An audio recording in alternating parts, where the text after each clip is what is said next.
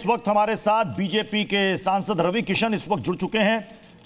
रवि किशन जी, पहले तो जीत की आपको बधाई। इस जीत का श्रेय किसे देना चाहेंगे आप? मोदी जी को, नीतीश बाबू को, देवतुल जनता को। ऐतिहासिक जीत 2010 के रिकॉर्ड को भी ये डाक गई। माता बहनें, शिक्षित यदुवंशी, जितने यदुवंशी समाज, युवा, हर वो व्यक्ति जो बिहार को एक बड़े भविष्य की ओर देख रहा था, एक शिक्षित बिहार देख रहा था और विकास की ओर जो गति बढ़ गई थी उसको और ऊंचाई पे ले जाने के लिए बिहार ने स्वयं को वोट किया है। बिहार ने जंगल राज से अपने आप को दूर किया, जंगल राज से बचाया और मैं समस्त बिहार को इसके लिए बहुत सारी बधाई देता हूं। रवि किशन जी, आप तो भोजपुरी में बिहार के लिए बहुत कुछ गाना गाए हैं। जरा आज जब जीत बड़ी है तो कुछ एक आध दो लाइन गुनगुना दीजिए भोजपुरी में जरा बिहार वासियों के लिए।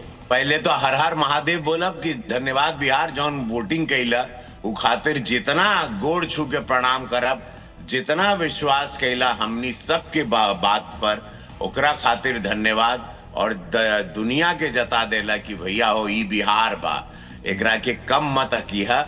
यहाँ पर आके गोता लगाए से मछली ना मिलला, एजा मेहनत करे के पड़ाला। जमीन के आज जो अब सोचिए 206 का आंकड़ा आप बता रहे हैं, ऐतिहासिक था। तो हम यह कहा, हाँ हम बिहारी हैं जी, बड़े संस्कारी हैं जी, मिट्टी को सोना कर दें वो कलाकारी है जी। तो जोन सोचले रहना, जोन तेजस्वी बाबू सोचले रहना कि नीतीश बाबू बुढ़ा गए बाड़न, उनके रिटायर हो जाए के चाहिए, अब मोदी जी का और या वोट चोरी का जो लाछन झूठा लगाए और बोले हर घर में नौकरी। अभी आपने कहा कि पोखरा में या तालाब में गोता लगाने से मछली नहीं पकड़ती है, किसे कह रहे हैं आप? राहुल गांधी, मुकेश सहनी? राहुल बाबू को। बिहार के मछली बा। देखिए ये लोग पिकनिक मनाने जाते हैं लोग, हम लोग 12 महीना काम करते हैं। भारतीय जनता पार्टी मोदी जी के नेतृत्व में हम लोग 12 महीना भाजपा का हर कार्यकर्ता जमीन पे आपको मिलेगा और सच्चाई के साथ मिलेगा, ना कोई भ्रष्टाचार, ना करप्शन। मोदी जी ने एक नए युग की रचना रची है इस भारत में 2014 के बाद, और उसके बाद कोई भी राज्य अब अपने आप को केंद्र से अलग नहीं देखना चाहता। अब बंगाल जीतेंगे, उसके बाद महादेव चाहेंगे हम लोग ऐतिहासिक 300 से पार उत्तर प्रदेश जीतेंगे। ये जो आज का रिजल्ट है ये दोनों स्टेट पर स्टेट इफेक्ट करेगा, क्योंकि दोनों राज्य जुड़े हुए हैं बिहार से और बिहारी की तरह सोचते हैं। आज इसका रिजल्ट बहुत बड़ी गूंज है। ये कोई आज की जीत नहीं है, ये आने वाले सारे चुनाव की जीत का आगाज है। रवि किशन जी, चुनावी ऋतु है, नतीजे आपके उम्मीदों के अनुरूप आ रहे हैं, तो चेहरे पर जो मैं चमक देख रहा हूं ये चमक जीत की चमक है या वजह कुछ और है? नहीं, जीत की चमक है। हाँ। देखिए मेहनत, विश्वास जो सब अपनी पार्टी ने अगर स्टार प्रचारक के रूप में उतारा, जिन सभाओं में वहां का रिजल्ट आने से सीना चौड़ा होता है। ऐसा लगता है कि मैं गोरखपुर जीता हूं वापस से, जैसे गोरखपुर की जीत हमारी सांसद के रूप में होती है। हाँ। वैसे ही उसी और जब आपने गोरखपुर की चर्चा छेड़ी दी है रवि किशन जी, तो योगी आदित्यनाथ स्टार प्रचारक बन के बिहार आए और जहां जहां उन्होंने रैलियां की हैं, स्ट्राइक रेट 80% से ज्यादा रहा है वहां पर एनडीए की जीत का। बहुत ऐतिहासिक है।